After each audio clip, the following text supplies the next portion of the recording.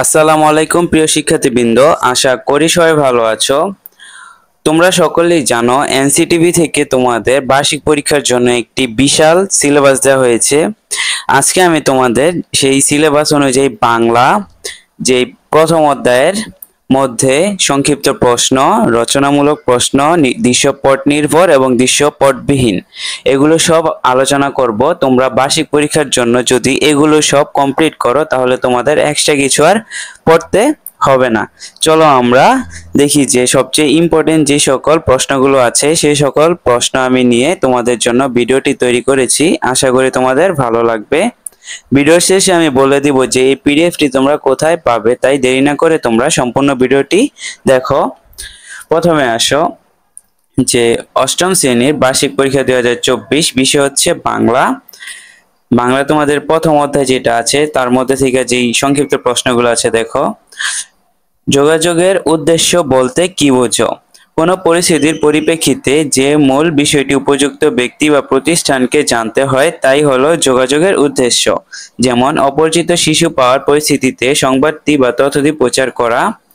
পরিস্থিতির মূল বিষয় হলো অপরিচিত শিশুর সন্ধান পাওয়ার তথ্যটি প্রচার করা, অর্থাৎ তথ্যটি বিচার করা হলে যোগাযোগের উদ্দেশ্য। তারপর আসো 2 নম্বর প্রশ্ন, যোগাযোগের প্রাসঙ্গিকতা কি বুঝিয়ে লেখো। উত্তর কি? পরিস্থিতি পরিবেশ বুঝে যৌক্তিকতা রক্ষা করে যোগাযোগ করতে পারে যোগাযোগের প্রাসঙ্গিকতা। ধরা যাক যদি মুক্তিযোদ্ধাদের আলোচনায় বলে 1971 সালে দেশে মুক্তিযুদ্ধ হয়েছে, অপর কেউ উত্তরে বলে এই যুদ্ধকে বলে গেরিলা যুদ্ধ, তাহলে বুঝতে হবে এখানে যোগাযোগের প্রাসঙ্গিকতা রক্ষা হয়েছে। তারপর আসো প্রশ্ন নাম্বার 3, যোগাযোগ বলতে কি বোঝায়? উত্তর কি? যোগাযোগ হলো তথ্য আদান প্রদানের উপায়। দুই বা ততোধিক ব্যক্তির মধ্যে তথ্য, ভাব, মতামত, আবেগ আদান প্রদানই হলো যোগাযোগ। এটা হচ্ছে 3 নাম্বার প্রশ্ন। 4 নাম্বার কি? যোগাযোগের সময় আমাদের যে চিন্তা অনুভূতি প্রকাশ করতে হবে তা সবসময় কি প্রকাশ করতে পারি? যোগাযোগের সময় আমাদের চিন্তা অনুভূতি চাহিদা সবসময় প্রকাশ করতে পারি না। তারপর আসো 5 নাম্বার প্রশ্ন, যোগাযোগের কি কি উদ্দেশ্য হতে পারে 3টি উদাহরণ দাও। মানুষ প্রয়োজনে বিভিন্ন উপায়ে একে অপরের সাথে যোগাযোগ করে থাকে। নিচে যোগাযোগের 3টি উদ্দেশ্য দেওয়া হলো। যোগাযোগের 3টি উদ্দেশ্য কি? কারো খোঁজ খবর নেয়া, কাউকে দাওয়াত দেয়া, গ নাম্বার হচ্ছে কোনো কিছু চাওয়া। তারপর আসো প্রশ্ন নং 6, যোগাযোগ কয় ধরনের উদাহরণ দাও। উত্তর হচ্ছে যোগাযোগ 2 ধরনের, যথা ভাষিক যোগাযোগ, অভাষিক যোগাযোগ। তারপর আসো এখানে বলা হয়েছে ভাষিক যোগাযোগের মধ্যে রয়েছে লেখালেখি, কথোপকথন ইত্যাদি। অভাষিক যোগাযোগের মধ্যে রয়েছে ইশারা, শারীরিক অঙ্গভঙ্গি ইত্যাদি। 7 নম্বর প্রশ্নটা কি? অপারেশন কদমতলী গল্পে কোন গানের কথা বলা হয়েছে এবং গানটি বাজার উৎস কি? উত্তর, অপারেশন কদমতলী গল্পে মোর একটি ফুলকে বাঁচাও বলে যুদ্ধ করি গানটি বলা হয়েছে যুদ্ধে মুক্তিযোদ্ধাদের উজ্জীবিত করতে এবং সাহস দিতে। গানটি স্বাধীন বাংলা বেতার কেন্দ্র থেকে বাজছিল। ঠিক আছে, এই ছিল তোমাদের সংক্ষিপ্ত প্রশ্ন। ঠিক আছে, তোমরা যদি অধ্যায় থেকে এইগুলো সংক্ষিপ্ত প্রশ্ন পড়ো তাহলে তোমার আর আলাদা করে অন্য কোনো ধরনের প্রশ্ন খুঁজতে হবে না এবং পড়তেও হবে না। তারপর আসো তোমাদের যে রচনামূলক প্রশ্ন থাকবে দৃশ্যপটবিহীন, অর্থাৎ কোনো ধরনের উদ্দীপক দেওয়া থাকবে না, সেগুলো আমরা দেখি। প্রথমে আছে যোগাযোগের ক্ষেত্রে কি কি বিষয় বিবেচনায় রাখা উচিত। উত্তর, যোগাযোগের ক্ষেত্রে বেশ কিছু বিষয় খেয়াল রাখতে হয়, যেমন ব্যক্তির বয়স, তার চলো কিরূপ সম্পর্কে বিবেচনায় নেওয়া। 2, কথা বলার সময় বলা হচ্ছে তিনি যেন বক্তব্যের বিষয়ে সহজে স্পষ্ট রূপে বুঝতে পারেন সেদিকে খেয়াল রাখতে হবে। অপ্রয়োজনীয় উঁচু নিচু বা স্বরে কথা বলা যাবে না। তারপর দেখো যার সঙ্গে কথা বলা হচ্ছে তার চোখের দিকে তাকিয়ে কথা বলা। বড়দের সঙ্গে কথা বলার সময় নম্রভাবে এবং বিনিময়ের সঙ্গে কথা বলা। কোনো বিষয়ে আলোচনার সময় বয়সের সম্পর্ক অনুযায়ী সম্মান বজায় রেখে কথা বলা। এ ছিল প্রথম প্রশ্ন। তারপর আসো এই যুদ্ধকে বলে গেরিলা যুদ্ধ কথাটি কতটুকু প্রাসঙ্গিক বুঝিয়ে লেখো।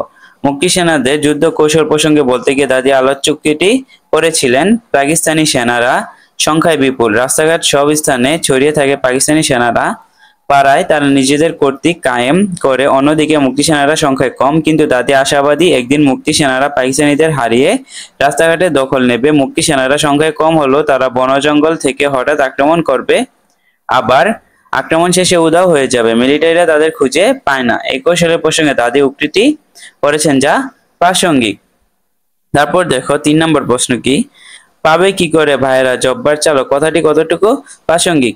মুক্তিযোদ্ধারা আক্রমণ করে সাধারণ মানুষের সঙ্গে মিশে যায়, তাদের আর খুঁজে পায় না পাকিস্তানিরা। এই প্রসঙ্গে চন্দন উক্তিটি করেছেন। গল্পে মুক্তি সেনারা পুলিশ ফরিতে আক্রমণ করে ফরি তছনছ করে দেয়, ফরির অস্ত্র লুট করে নেয়। অনেক খান সেনা রাজাকার আহত নিহত হয়, কিন্তু পাকিস্তানি সেনারা কোনো মুক্তি সেনাকে খুঁজে পায় না। মুক্তি সেনারা গেরিলা কৌশলে আক্রমণ করে, আক্রমণের পরে মুক্তি সেনারা কোথায় যে মিশে যায় তা পাকিস্তানিরা বুঝতেই পারে না। এ প্রসঙ্গে চন্দন প্রাসঙ্গিক উক্তিটি করেছেন। তারপর দেখো 4 নাম্বার কি বলা হয়েছে, হঠাৎ করে অপারেশন কদমতলী গল্পের এলাকার চিত্র পরিবর্তন হয়ে গেল কেন? গল্পের এলাকায় লোক সমাগম ছিল, রাস্তাঘাট গমগম করত, তারপর হঠাৎ যুদ্ধ হতেই পাকিস্তানি বাহিনী যুবক তরুণদের ধরে নিয়ে যেতে লাগলো। কোথায় নিয়ে যায় তার সন্ধান এলাকাবাসী জানে না। তখন থেকে হঠাৎ করে এলাকার চিত্র পরিবর্তিত হতে শুরু করে। সন্ধ্যা হতে এলাকা লোকশূন্য হয়ে পড়ে, অন্ধকার হয়ে যায়, এমন এক পরিস্থিতি তৈরি হয়ে যা বোঝাই যায় না। এলাকার কয়েক হাজার মানুষ বসবাস করে, এলাকাটা রাক্ষসপুরী মনে হয়, কোনো রাক্ষস যেন জ্যান্ত সব মানুষকে গিলে খেয়েছে। তারপর দেখো প্রশ্ন নং হচ্ছে 5, অপারেশন কদমতলী গল্পের কাহিনী কি ধরনের অনুভূতি তৈরি করে তোমার মনে এবং কেন? এই গল্পের কাহিনী তৎকালীন পাকিস্তানি বাহিনীর প্রতি ঘৃণা তৈরি করে, চন্দন মোল্লার মতো মুক্তিযোদ্ধাদের প্রতি সম্মান জাগায়, দাদির মতো আশাবাদী চরিত্রের প্রতি শ্রদ্ধা জাগায়।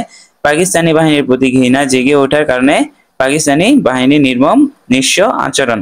এই প্রশ্নগুলো তোমরা পড়লেই হবে, তোমাদের আর পরীক্ষার জন্য এক্সট্রা কিছু পড়া লাগবে না। তারপর দেখো তোমরা বইয়ের যে 12 পৃষ্ঠায় যে তোমাদের 12 পৃষ্ঠায় 5টি প্রশ্ন দেওয়া আছে তোমাদের বোর্ড বই, ঠিক আছে, যেটা তোমাদের স্কুল থেকে দেওয়া হয়েছে, এই যে 5টি প্রশ্ন দেওয়া আছে এগুলো তোমরা পড়বা। আর যদি তোমরা এগুলোর কমপ্লিট উত্তর না পাও তাহলে আমার ভিডিওর চ্যানেলের প্লে লিস্টে যাও, বাংলা প্লে লিস্টের মধ্যে এই যে এখানে এই যে এই প্লে লিস্টের মধ্যে উত্তরগুলো সব দেওয়া আছে, ঠিক আছে, এখান থেকে তোমরা দেখে নিও। আর প্রত্যেকটি বইয়ের ছকের যে ভিডিওগুলো সব আমার প্লে লিস্টের মধ্যে দেওয়া আছে, তোমরা এখান থেকে দেখে নিবা।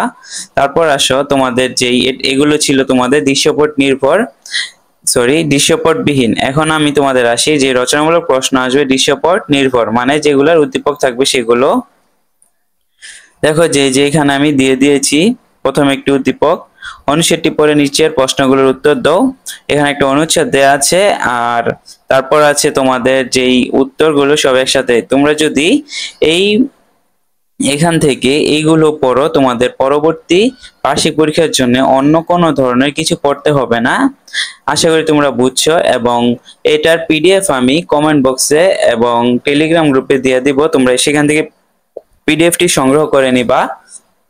আর টেলিগ্রামের গ্রুপের লিংক ডিসক্রিপশন বক্স এবং আমার কমেন্ট বক্সে দেওয়া থাকবে। তোমরা যারা এখন আমার টেলিগ্রাম গ্রুপে জয়েন হওনি, খুব শীঘ্রই টেলিগ্রাম গ্রুপে জয়েন হয়ে নাও, আমি এগুলার পিডিএফ লিংক খুব তাড়াতাড়ি দিয়ে দেব। আজকের ভিডিওটা এই পর্যন্তই ছিল, ভালো লাগলে বলবা, আর পরবর্তী অধ্যায়ে যদি তোমাদের প্রয়োজন হয় তাহলে আমাকে জানাও।